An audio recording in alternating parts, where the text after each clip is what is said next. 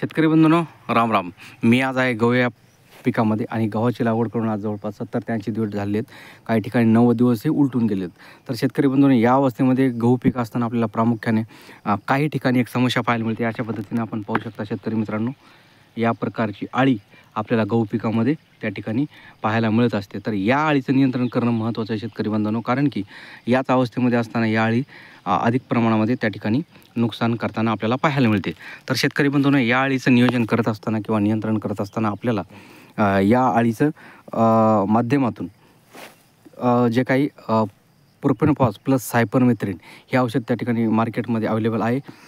हे औषध घेऊन शेतकरी बंधूंनो 30 ml प्रतिपंपासाठी आपल्याला या औषधाचा वापर करायचा आहे आणि या ठिकाणी फवारणीच्या माध्यमातून वापर करून या आळीचं या ठिकाणी नियंत्रण करायचं आहे. शेतकरी बंधूंनो, व्हिडिओ कसा वाटला एक लाईक करा, कमेंट करा आणि चॅनल सबस्क्राईब करायला विसरू नका. धन्यवाद.